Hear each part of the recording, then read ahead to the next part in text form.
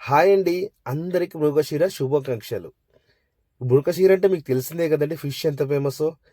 మామూలుగా ఆంధ్రాలో అయితే చాలా రకాల ఫిష్‌లు దొరుకుతాయి. కానీ మన దగ్గర దొరికే ఫిష్ మాత్రం మేము తెలంగాణలో ఎక్కువ తినే ఫిష్ మాత్రం కొర్రమీనండి. కొర్రమీను అంటే ఎవరు ఇష్టపడరు చెప్పండి? అంత బావుంటుంది ఈ కొర్రమీను మాత్రం ఫిష్‌లో. ఈ ఫిష్ ఎలా చేయాలో నేను క్లియర్‌గా పిన్ టు పిన్ను టేస్ట్ మాత్రం ఈ ఫిష్ కర్రీ అదిరిపోద్దనుకోండి అలా చెప్తాను ఈరోజు. నేను ఒక్క విషయం అండి. ఈ ఈ ఫిష్ కర్రీ చేసే ముందు ఒక్క విషయం. మీరు ఏ వీడియో అయినా నా వీడియో లెంగ్త్ ఉంటుంది వాస్తవమే. కానీ పిన్ టు పిన్ క్లియర్‌గా చూసిన తర్వాత నాకు కామెంట్ పెట్టండి. మీకు పూర్తిగా అర్థం కాకపోతే నా నంబర్ కూడా ఇచ్చాను నా బయోలో. మీరు డైరెక్ట్ నాకు కాల్ చేయొచ్చు. ఈ విషయం ఎందుకు చెప్తున్నానంటే నా చాలా వీడియోలో స్కిప్ చేసుకుంటూ చూస్తున్నారు. స్కిప్ చేసుకుంటూ చూసి మళ్ళీ నన్ను డౌట్ అడిగితే నేను చెప్పలేనండి. అందుకే మరీ ఈ వీడియోలో నేను ముందుగానే ఆ విషయం చెప్పడం జరుగుతుంది. కానీ తెలుసు కదండీ! మృగశిర అంటే మా దగ్గరే కాదు ఎక్కడైనా సరే గానీ చేప కర్రీ చాలా ఫేమసు. అది ఎలా చేయాలో, ఏంటో అని ఇప్పుడు నేను పిన్ టు పిన్ చెప్తానండి. ఇంకొక విషయం ఈ గ్రేవీ ఉంది గదా! ఈ ముక్క బావుంటుంది, గ్రేవీ బావుంటుంది. కొంతమంది ఏమంటారంటే మామూలుగా నైట్ వండిన కూర మామూలుగా ఉదయానికి మస్తొస్తుంది ఫిష్ కర్రీ అంటారు. అలా ఎందుకొస్తుందో కూడా ఈ వీడియోలో మీకు క్లియర్‌గా చెప్తాను. మసాలా కూడా మంచి మసాలా అండి. చాలా బావుంటుంది. అంత బావుంటుంది. ముందుగా నేను ఒక కేజీ 500 వరకు అంటే 400 వరకు ఉంది. కేజీ 400 వరకు తీసుకున్నాను. ఒక కొర్రమీను తీసుకొని దాన్ని కొంచెం పెద్దగా పీసెస్ చేసుకున్నాను. చూడండి ఇక్కడ పిన్ టు పిన్ చూడండి. మీకు క్లియర్‌గా అర్థమవుతది. ఫస్ట్ వచ్చేసి అవి ఏం చేయాలంటే తీసుకురాగానే శుభ్రంగా కడిగి ఒక బకెట్‌లో వాటర్ పోసి ఒక పిడికెడు సాల్ట్ దొడ్డు సాల్ట్ వేసి పక్కన పెట్టుకోవాలి. ఒక 1 అవర్ పక్కబెట్టుకోవాలండి. దీనివల్ల ఏం ఉపయోగం అంటారా? మీరు అదే చెప్తారు కదండీ! నైట్ పూట వండిన ఫిష్ కర్రీ ఉదయం బావుంటుంది, టేస్ట్ ఉంటుంది. ఎందుకంటే సాల్ట్ పడుతుంది కాబట్టి. అదొక్కటి గమనించుకోండి. ఇప్పుడు ఈ సాల్ట్ వేయడం వల్ల మనకు మంచి ప్లస్ ఉంటది. కొంతమంది ఉప్పు, కారం, పసుపు కలిపి కలిపి పెడతారు. అలా కూడా బావుంటుంది. అలాగంటే ఇలా కూడా బావుంటుంది. ఇది చాలా సింపుల్‌గా అండి. కానీ టేస్ట్ మాత్రం నంబర్ 1 ఉంటుంది. అలా ఉంటుంది. చూడండి ఇప్పుడు 1 అవర్ దాకా అలా వాటర్ పోసి అలా ఉంచండి. మరీ ఎక్కువ వాటర్ పోయకండి. దాని తగ్గట్టే పోసుకోండి. చింతపండు అండి. నెక్స్ట్ చింతపండు. మరి కొర్రమీను కూర గాని, ఫిష్ కర్రీ వండితే చింతపండు లేకపోతే ఎలా అండి? చింతపండు ఖచ్చితంగా ఉండాల్సిందే. చింతపండు మాత్రం చూసి వేసుకోండి. ఎందుకంటే ఆల్రెడీ మనం ఇందులో టొమాటో వేస్తున్నాం కాబట్టి చింతపండు తక్కువలో వేసుకోండి. కొంతమంది ఫిష్ కర్రీ అంటే ఓరి బాబోయ్! ఎక్కడ వాటర్ పోస్తారో అలా మాత్రం అస్సలు పోయొద్దండి వాటరు. ఎందుకంటే ఆ ముక్క, ఆ గ్రేవీ అన్నం రైస్‌లో తింటే ఎలా కలుపుకొని తింటే మంచిగా ఉండాలి. అలా ఉండాలి కానీ కొంతమంది చాలా వాటర్ పోస్తారు. ఇప్పుడు మసాలా చూద్దామండి. మసాలా వచ్చేసి ఫస్టు 3 టేబుల్ స్పూన్ల ధనియాలు. నెక్స్ట్ వచ్చేసి 2 టేబుల్ స్పూన్ జీలకర్ర. నెక్స్ట్ వచ్చేసి చూడండి. నెక్స్ట్ వచ్చేసి టేబుల్ స్పూన్నర మెంతులు. తర్వాత చెక్క. చెక్క ఒక 3. నెక్స్ట్ లవంగాలు ఒక 5. ఇదేనండి మొత్తం కావాల్సినవి. ఇదే మసాలా. ఈ మసాలా జస్ట్ 2 నిమిషాలు సన్నటి సెగ మీద అలా వేయించాలి సరిపోతుంది. సన్నటి సెగ అండోయ్! ఎక్కువ ఉండొద్దు. ఎక్కువ ఉంటే మాడిపోతుంది. మాడిపోతే కర్రీ అంత టేస్ట్ రాదు. ఒక్క 2 నిమిషాలు అలా వేయించితే సరిపోతుంది. మీకు మళ్ళీ ఫిష్ కర్రీ వండాలనుకుంటే దీనికి డబల్ తీసుకోండి పర్వాలేదు. ఇదేనండి మసాలా ఫిష్ మసాలా. కొంతమందేమో జీలకర్ర, మెంతుల వరకే చేసుకుంటారు. కొంతమందేమో అన్ని రకాలు కలిపి చేసుకుంటారు. మనమైతే హోటల్ ఫీల్డ్ కాబట్టి ఖచ్చితంగా నేనైతే టక్కున ఇలా చేసి ఇలా పక్కా పెట్టుకుంటానండి. మరీ మెత్తగా కావద్దు, మరీ లడ్డుగా కావద్దు. ఇలా లైట్‌గా ఉండేట్టు వేయించుకోండి సరిపోతుంది. మిక్సీలో పట్టుకున్న సరిపోతుంది. వీటికి కావాల్సినవి వచ్చేసి పచ్చిమిర్చి ఫస్ట్. ఇంకేమేం కావాలో మొత్తం క్లియర్‌గా పిన్ టు పిన్ చెప్తాను. పచ్చిమిర్చి ఒక 5 ఇలా కట్ చేసుకోండి. ఎండుమిర్చి అవసరం లేదండి దీనికి. నెక్స్ట్ కొత్తిమీర అండి. కొత్తిమీర వచ్చేసి ఇలా కట్ చేసి పక్కన పెట్టుకోండి. జస్ట్ ఒక 10 రూపీస్ అయితే సరిపోతుందండి.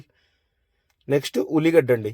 ఉల్లిగడ్డ అనేది కొంతమంది ఏం చేస్తారంటే కాపుతారు. అంటే వేడి చేస్తారు. వేడి చేయాల్సిన అవసరం అయితే నేనైతే లేదనుకుంటా అండి.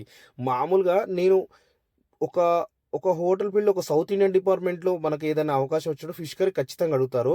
అప్పుడు మాత్రం నేను మామూలుగా ఉల్లిగడ్డ ఏం కాపను. డైరెక్ట్ ఇలా ఇచ్చేస్తాను. ఎప్పుడు కూడా ఇంతవరకు నేను చేసిన వాటిలో ఫిష్ కర్రీలు ఎక్కడ కూడా ఫెయిల్ కాలేదు. టేస్ట్ మాత్రం అదిరిపోతుంది. ఆ ప్లేట్‌తో సహా తినేస్తారండి. ఆ ప్లేట్‌తో సహా నాకుతారంటారు కదా! అలా ఉంటుంది ఆ ఫిష్ కర్రీ నేను చేసే ఫిష్ కర్రీ. చాలా సింపుల్గా చెప్తానండి, ఏ మ్యాటర్ అయినా సరే కానీ. అల్లం, నెక్స్ట్ మాత్రం అల్లం. అల్లం ఒక గడ్డ తీసుకొని, ఎల్లిపాయలు కొంచెం. ఏదైనా సరే అండి, మనం ఒరిజినల్ మెటీరియల్ వాడితే ఆ టేస్ట్ వేరుంటుంది. అదేనండి సీక్రెట్, ఏముండదు. అల్లం నీట్గా కడుక్కోవాలి, ఇలా వాటర్ వేసి పెట్టుకొని నీట్గా అల్లం వెల్లుల్లి కడుక్కొని తర్వాత పేస్ట్ చేసుకుంటే సరిపోతుంది. నెక్స్ట్ టొమాటో అండి, టొమాటో ఒక 5 దాకా తీసుకొని కట్ చేసుకుంటే సరిపోతుంది. ఇలా కట్ చేసుకోండి. దానికి పైన తోడక ఉంటుంది కానీ తోడక మాత్రం ఖచ్చితంగా తీసేయాలి, ఎందుకంటే మిక్సీలో నలగదు కాబట్టి. చూసావా, టమాటా పేస్ట్ అయిపోయింది. నెక్స్ట్ అల్లం పేస్ట్ కూడా అయిపోయింది. అల్లం వెల్లుల్లి పేస్ట్ అండి, సారీ అల్లం పేస్ట్ కాదు, అల్లం వెల్లుల్లి పేస్ట్. మొత్తం మనకు కావాల్సిన మెటీరియల్ అంతా రెడీ అయిపోయిందండి. ఇక మనం రెడీ చేసుకోవాలి.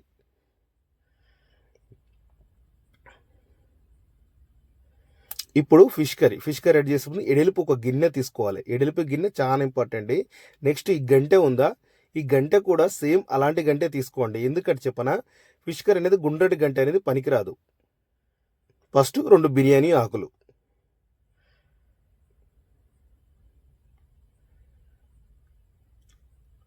కట్ చేసిన పచ్చిమిర్చి,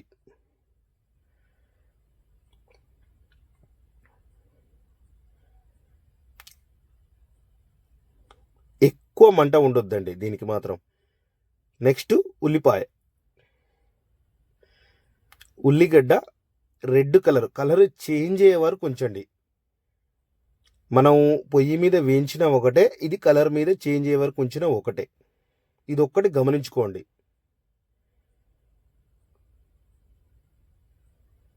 అందుకే నా వీడియో 1 నిమిషం లెంత్ ఉందండి, ఒక 5 నిమిషాలు లెంత్ ఉంటుంది, కానీ మీకు క్లియర్గా అర్థమయ్యేటట్టు మీ పక్కన నీ నుండి చెప్పే విధంగా ఉండేలా ఉంటుందండి. చూడండి, ఉల్లిగడ్డ అనేది కలర్ మారుతుంది, నిదానంగా కలర్ మారుతుంది. స్లో సెగ కదండి, కాస్త రెడ్ కలర్ రావాలి. రెడ్ కలర్ వచ్చినప్పుడు మనం నెక్స్ట్ వెళ్ళిపోవాలి.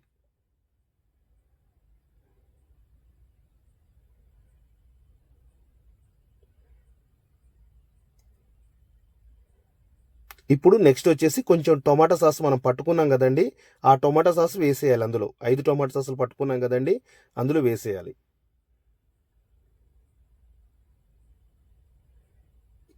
చూడండి, టొమాటో సాస్ కూడా అదే అండి, టొమాటా మిక్సీ చేసాం కదా, సాస్ కాదు, టొమాటా మిక్సీ పట్టింది. టొమాటాలు,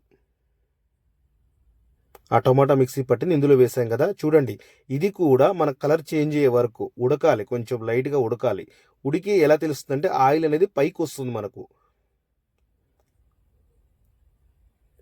కొంచెం ఫిష్ కర్రీకి ఆయిల్ అనేది కొంచెం పడుతుందండి, కొద్దిగా ఎక్కువనే పడుతుంది.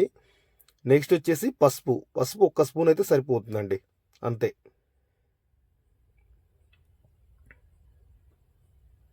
నెక్స్ట్ అల్లం వెల్లుల్లి పేస్ట్ అండి, ఇది 1 నిమిషం అలా రౌండ్ తిప్పిన తర్వాత కొంచెం పసుపు స్మెల్ అనేది పోతుంది. అందుకే పసుపు వేసిన వెంటనే ఏది కూడా వాటర్ కానీ ఎమ్మటే పోయొద్దు. నెక్స్ట్ అల్లం వెల్లుల్లి పేస్ట్ ఒక 2 టేబుల్ స్పూన్స్. నెక్స్ట్ ఇది కూడా అలాగేనండి, అల్లం వెల్లుల్లి పేస్ట్ పసుపు అనేది కొంచెం సన్నటి సెగ మీద ఒక 2 నిమిషాలు అలా మగ్గనివ్వాలి. ఎందుకంటే వీటి వల్ల కూడా స్మెల్ అనేది తేడా వస్తుంది ఫిష్ కర్రీలో.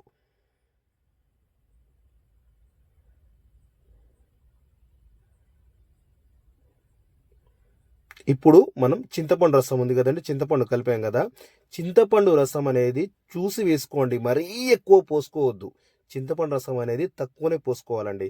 ఎందుకో చెప్పనా, ఎందుకంటే ఆల్రెడీ టొమాటో పేస్ట్ ఇందులో ఉంది కాబట్టి అది పులిపే ఉంటుంది. మళ్ళీ ఇది పోసుకుంటే ఇది కూడా పులుపు ఉంటుంది. మరీ పులుపు ఉంటే మనం కొర్రమీను అనేది అంత టేస్ట్ రాదండి, అందుకే తక్కువ పోసుకోవాలి. ఇంకొకటి, కొంతమంది చేప పులుసు అనగానే ఏం చేస్తారంటే విపరీతమైన వాటర్ పోసేస్తారు. దానివల్ల ముక్క టేస్ట్ ఉండదు, ప్లస్ చారు టేస్ట్ ఉండదు. అలా ఉండకూడదండి. ఎప్పుడైనా సరే కానీ చేప కర్రీ అంటే, చేప పులుసైన కర్రీ అంటే లైట్ గ్రేవీ అనేది కాస్త చిక్కగా ఉండాలి. ఆ చిక్కగా ఉన్నప్పుడే ముక్క కూడా సాల్ట్ పడుతుంది, బాగుంటుంది. అందుకే నేను ఫస్టే ఏం చేస్తానంటే, ఏ ఫిష్ అయినా సరే కానీ నేను ఉప్పు వేసి కొద్దిసేపు నానబెడతాను. చూస్తున్నారుగా, ఇప్పుడు 2 దొడ్డు సాల్ట్ 2 వేసాను. కావాలంటే మీరు మళ్ళీ వేసుకోవచ్చు.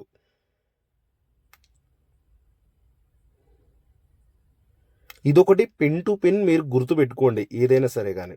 ఇప్పుడు మనం అదంతా గ్రేవీ అనేది కొంచెం ఇంకిపోతుంది. కొంచెం గ్రేవీ అనేది కొంచెం సూప్ అనేది మన ఫిష్ సూప్ అనేది కాస్త చిక్కగా ఉండాలి.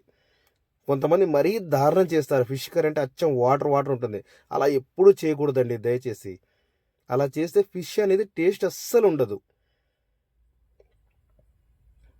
చూడండి ఇప్పుడు ఆ గ్రేవీ అనేది లైట్గా ఇంకుతుంది, చిక్కబడుతుంది. చిక్కబడుతున్నప్పుడు మనకేమవుతుందంటే నూనె అనేది కొంచెం పైకి తేలుతుంది. అప్పుడు మనకి ఇదంతా ఉడికిందని లెక్క. ఈ టొమాటో పేస్ట్ కానీ, ఉల్లిగడ్డ కానీ, మనం వేసిన మసాలాలు కానీ ఉడికినట్టు లెక్క. ఇప్పుడు మనం ఇందాక అన్ని మసాలాలు పట్టుకున్నాం కదండి. జీలకర్ర, మెంతులు అండ్ ధనియాలు, 2 చెక్క లవంగాలు పట్టుకున్నాం కదండి. అదే 2 స్పూన్లు వేసాం. ఇప్పుడు చూడండి మీరు సైడ్కి గమనించుకోండి. ఇప్పుడు ఆ ఫిష్ కర్రీలో ఆయిల్ అనేది పైకి తేలింది, పైకి వచ్చింది. అంటే మనకు ఫిష్ అనేది అది మనకు పూర్తిగా ఉడికిందనమాట. అందులో టొమాటో అన్నీ కూడా. ఇప్పుడు మనం ఉప్పు వేసిన వాటర్లో నానబెట్టాం కదండి ఫిష్, ఇంకో ఇలా వేసుకోవాలండి. నానబెట్టాం కాబట్టి చాలా తొందరగా అయిపోతాయి. ఓ సైడ్ వేస్తుంటేనే తొందరగా అయిపోతాయి. ప్లస్ అది వేడిగా ఉంది. ఫిష్ ఎంతసేపట్లో ఉడుకుద్దండి? ఒక 3 నిమిషం 4 నిమిషాల మధ్యలో మొత్తం ఉడికిపోతుంది. చూడండి నిదానంగా వేసుకోవాలి. ముక్క ముక్క ముక్క నిదానంగా వేసుకోవాలి. మీరు వాటర్ ఇందులో అబ్జర్వ్ చేయండి మీరు. నాది ఎక్కువ వాటర్ లేదు.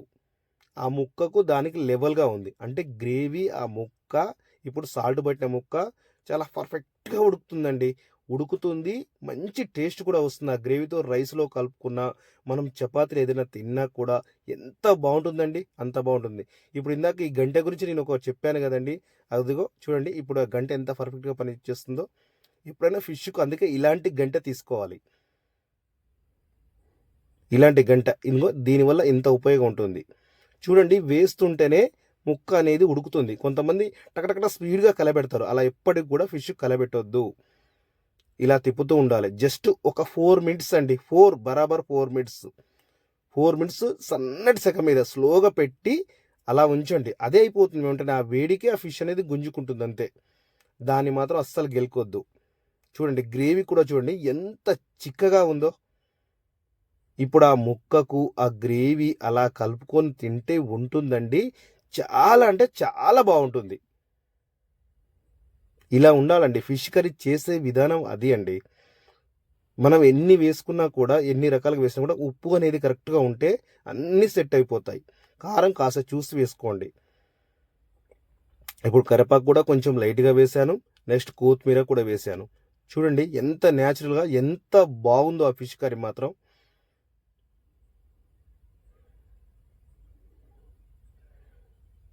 నేను ఒక తెలంగాణ ఫెస్టివల్‌కు ఇలాగే సేమ్ చేసి ఇవ్వడం జరిగిందండి.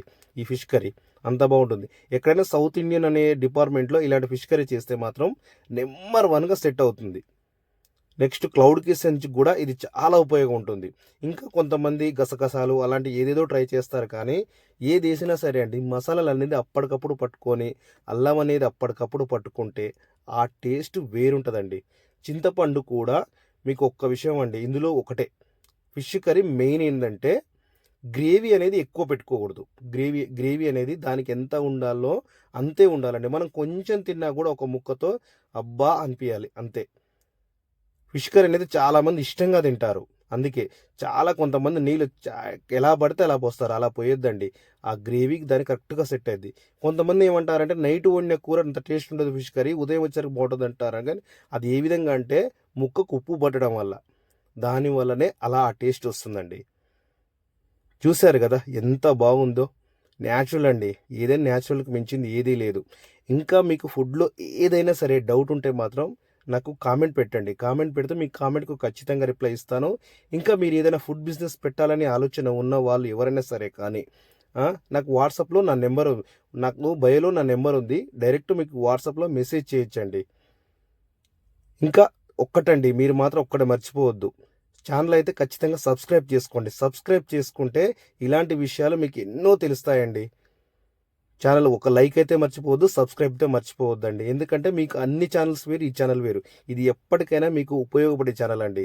అందుకే ఒక లైక్, సబ్స్క్రైబ్, షేర్ మాత్రం మర్చిపోవద్దండి. ఇది ఒక్కటే అండి మీరు నాకు చేసేది. ఇంకా ఏమొద్దు. ఇంకా మీకు ఏదైనా డౌట్ ఉంటే మాత్రం ఖచ్చితంగా కామెంట్ చేయండి. కామెంట్‌కి ఖచ్చితంగా రిప్లై ఇస్తాను. బయోలో నా నెంబర్ ఉంది. అర్జెంట్ ఉంటే మాత్రం మీరు కాల్ చేసుకోవచ్చు. సబ్స్క్రైబ్ అయితే మర్చిపోవద్దండి. ఓకే. థ్యాంక్ యూ అండి.